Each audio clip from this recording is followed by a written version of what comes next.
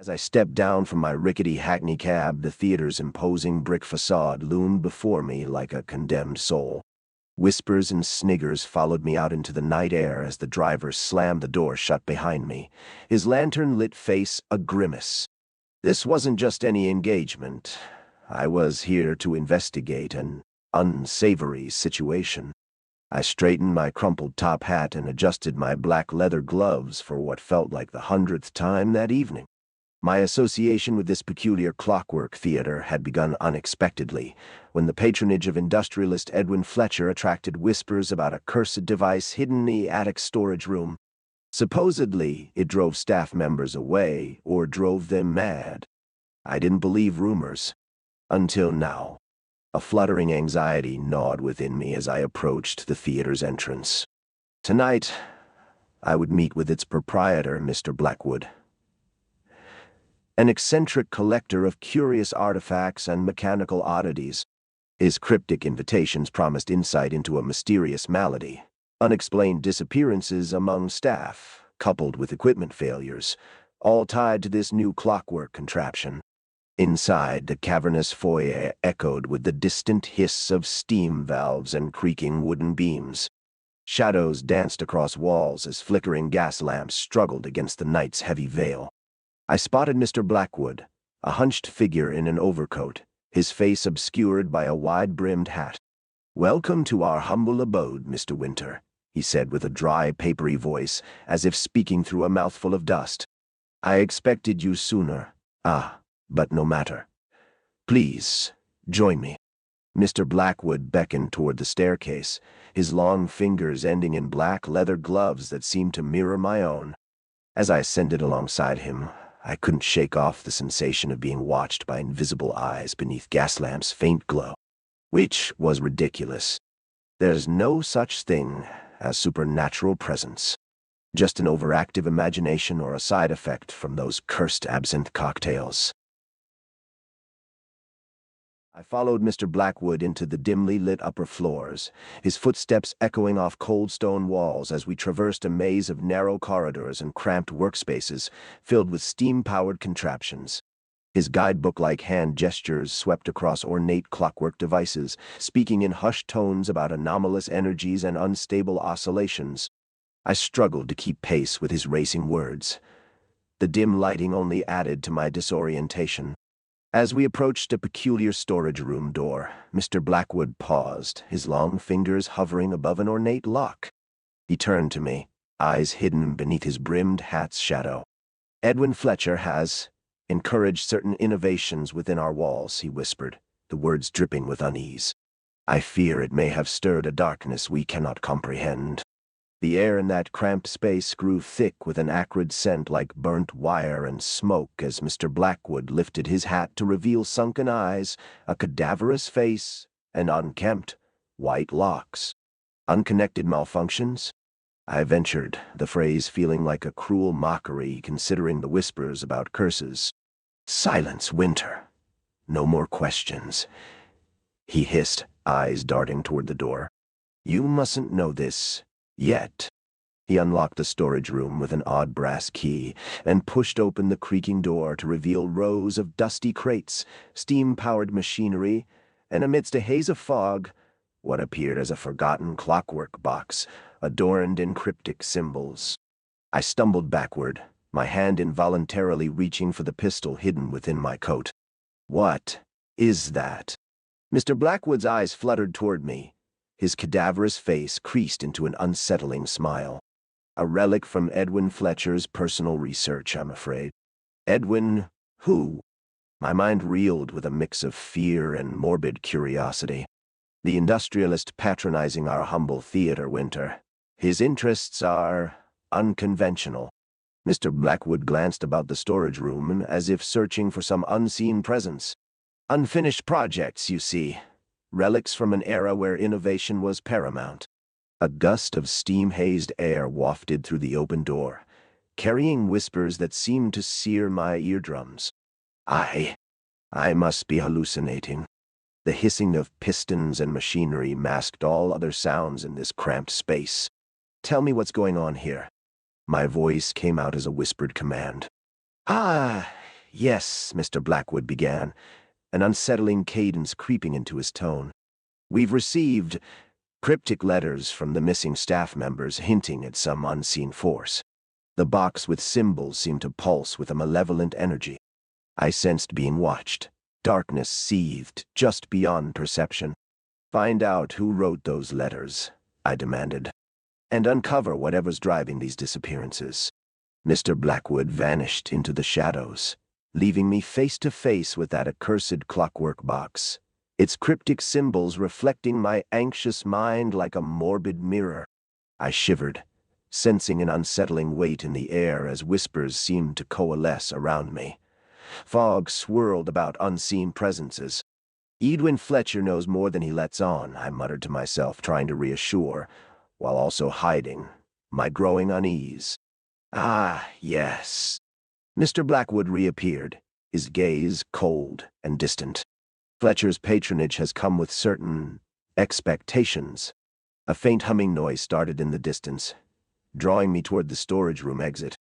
The theater's shadows seemed to writhe like dark tendrils around my ankles as I retreated back into the main corridor. This is madness, I hissed. Madness? Mr. Blackwood repeated, his voice now a sepulchral whisper. We are merely digging beneath the surface of our existence. I stumbled toward the staircase as he began to chant in a dry tone, whispering gears. The hissing steam valves and distant machinery hum grew louder, drawing me toward some hidden chamber. I pushed aside velvet curtains to reveal an abandoned mine shaft filled with decaying coal carts, and, amidst a maze of pipes, copper wiring, and ancient clockwork mechanisms, a strange underground temple dedicated to forgotten timekeeping arts. I stepped inside the dimly lit edifice, the air thickening like a damp shroud. Flickering gas lamps cast macabre silhouettes across walls adorned with cryptic alchemical symbols, while the hissing steam seemed an eternal companion, echoing off cold stone walls. In this forsaken place, whispers coalesced into faint echoes. The clock's heartbeat. Tethered clock. Unseen presences crept closer, like dark tendrils around my ankles. A chill ran down my spine as I recognized the tone of those whispers, identical to Mr. Blackwood's chanting in the theater. Suddenly, a faint tremor rippled through the machinery. Pipes hissed and gears whirred. A low-pitched hum pierced the darkness, accompanied by an unearthly creaking noise, like clockwork arms slowly unfolding from shadows. And then, silence. The hissing of valves and machinery ceased as abruptly as it began. I spun about, my eyes scouring for signs of life. But all I found was cold stone and steam-spewing machinery. An unsettling stillness wrapped around me. Oh, a nightmare, I muttered, recognizing the voice of Edwin Fletcher's loyal servant, Mr. Whistler. He emerged from behind a pillar, his face an unhealthy pallor, with sunken eyes that seemed not quite human. His mechanical prosthetic hand clicked against a steam-powered cane as he approached me. Your arrival seems most fortuitous, he rasped, his dry voice a cold breeze on my skin. What do you want, Mr. Whistler? He halted before the ancient temple's entrance, inspecting me with an unblinking gaze. The air in that damp chamber seemed to thicken like a shroud around us. Even the machinery's silence was oppressive. You will investigate these aberrations, he commanded, mechanical hand clicking against his cane. Whatever is at work here, I know it's not merely malfunctions. As Whistler vanished into the darkness, leaving me with nothing but echoes of my own footsteps, I retraced our steps to the stairs, wondering what secrets lay hidden within that cryptic box, and why Edwin Fletcher funded this madness. Atop the staircase, a lone gas lamp flickered. Mr. Blackwood's cadaverous face greeted me once more. Ah, good Winter, he hissed, his eyes sunken as old grave dirt. Your patronage has attracted unwanted attention. I pushed open the creaking door to reveal a foggy night. Mists swirled about my feet like ethereal serpents as I ventured out into the damp, industrial air. The theater's facade loomed before me, shrouded in darkness. At this hour? In the midst of these whispers and disappearances, I had almost reached the nearby tavern when the door creaked shut behind me. Mr. Blackwood vanished into the fog. As I pushed through the swinging doors, the sounds from within grew louder. Raucous laughter, clinking glasses, and hushed murmurs. Inside, patrons at the bar seemed to regard me with a mix of suspicion and curiosity. The fire crackled as I ordered an absinthe, hoping the liquor would clear my addled thoughts. But now, whispers began to seep into every corner of my mind. Whispering gears. Tethered clock. A local, his face hidden behind goggles, approached me with a hesitant step and leaned in. "Tell you something about this cursed clockwork box," he whispered. "Some say the theater's attic room holds." "Shh! The proprietor doesn't tolerate gossip," a hushed warning hissed from nearby. The tavern's patrons began to stare. The air thickened, heavy with unspoken rumors and ancient secrets. I glanced toward Mr. Blackwood, who remained seated at a corner table, shrouded in shadows. No more questions, I decided, my grip on the absinthe glass tightening into an unnatural vice. As I retreated from the tavern's warmth back to the night-shrouded streets, whispers continued their maddening refrain. Whispering gears. Tethered clock. The fog grew denser. Shadows beneath the lantern-lit gas lamps seemed to writhe. I stumbled toward Mr. Blackwood's mansion, a sprawling monstrosity of brass gears and hissing pipes. "Edwin Fletcher awaits," he hissed, opening the door with an unblinking gaze. As we entered the dimly lit study, Edwin Fletcher rose from behind an ornate desk. Oil-blackened hair, eyes like polished obsidian stones. "Ah, Mr. Winter." His low tones dripped with calculated menace. "I've been expecting you, and the information you will find." A sepulchral calm settled within me as he handed a dusty tome bound in worn leather. Whispers still echoed through my mind. "This contains blueprints for an ancient, sentient timepiece, the tethered clock." Fletcher's eyes never left mine. Black holes of malevolent intent. "Find the truth behind those disappearances," his patronage demanded. I accepted the tome with trembling fingers. As I delved into the dusty leather-bound text, my eyes scanned pages filled with alchemical illustrations and cryptic notes. The hissing pipes in Mr. Fletcher's study seemed to synchronize with an otherworldly cadence. A chill crept up my spine as I read on. Tethered clock. Ancient clockwork device. Feeding on human souls, a faint echo whispered through the room, sending shivers down my back. Mr. Blackwood entered, carrying a small ornate key and an air of unspoken complicity with Fletcher. "Your research has progressed, I presume?" his dry voice inquired. I looked up to find their sinister alliance confirmed. I felt like a pawn in a macabre game. "You both know something," I accused, the absinthe-addled haze lifting from my mind. Fletcher's gaze remained impenetrable as he placed the key within my palm. "And gift for your investigation. Uncover the truth behind those disappearances," Mr. Blackwood reminded me, his voice like rustling dry leaves. I pushed away from their cold regard and descended into the night, clutching that small, ornate key as a talisman. Shadows within the theater's fog-wrapped walls seemed to twist, mimicking my own anxious thoughts. "Whispers won't leave me alone," I muttered under breath. As I entered the attic storage room once more. The clockwork box sat at the threshold of darkness. Unseen energies lingered, awaiting its opening. "No!"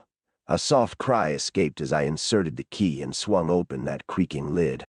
A faint breeze wafted out. Symbol-etched brass seemed to writhe, like alive gears. And then, silence. I stumbled back, my mind reeling with unfathomable connections between clockwork box symbols. "Whispers say it's cursed," I muttered, aghast. Whatever this is, a dry voice echoed up from the depths of that storage room. No one leaves. I sprinted back to Mr. Blackwood's mansion, desperate for insight into this madness. He sat in his dimly lit study, fingers poised over an intricate clockwork device. "Ah, welcome back, Winter." His voice was a dry breeze. "Fletcher's gift has revealed the cursed box," I spat, my words barely above a whisper. "What do you know?" Mr. Blackwood's gaze slid toward me like cold oil. "Your understanding is limited by your perspective," he hissed. I felt the weight of his mechanical prosthetic hand as it pressed against an ancient tome bound in what seemed blackest coal. "This contains cryptic notes about an alchemist who attempted to create a timepiece fed by human souls." Mr. Blackwood's dry voice wove together threads. "Fletcher knows more, Winter." His cadaverous face drew near. The air thickened with malevolent intent. "Your sanity will be the first casualty." "I'll unravel this chaos," I spat back. "The malworm." As the fog-shrouded night claimed me once more. The theater's imposing clock tower rose, its gears an eerie counterpoint to my racing heart. Inexplicable tremors racked through the structure as if in response. The gas lamps outside seemed to flicker, in time with those whispers. Unstable oscillations. The echoes returned like a maddening refrain. Flickering shadows on the fog-bound walls appeared to writhe, twisting into malevolent forms. I pushed open creaking doors to descend into damp, coal-dusted mine shafts. Dusty air clung to my skin like a shroud as I ventured deeper, steam-powered machinery churning in an eerie symphony. Flickering lanterns cast macabre silhouettes across walls adorned with cryptic alchemical symbols. Whispers grew louder, pulsing through the darkness. Tethered clock, whispering gears. Suddenly, a faint tremor rippled through machinery. Steam hissed, and dark silence enveloped me like a shroud. My own labored breathing was the only sound in this forsaken place as I approached an ancient temple's entrance. Copper wiring, pipes, and clockwork mechanisms seemed to writhe around me. "What secrets lie within?" I whispered, sensing an unseen presence closing in. "Diaomin." As I turned back, a mechanical arm from a nearby steam engine began to slowly unfold, like a macabre puppet. "The darkness seeps," it hissed, the sound sending my heart into frantic rhythms. Flickering shadows on walls seemed to twist into monstrous forms as coal-dusted dust motes danced around me.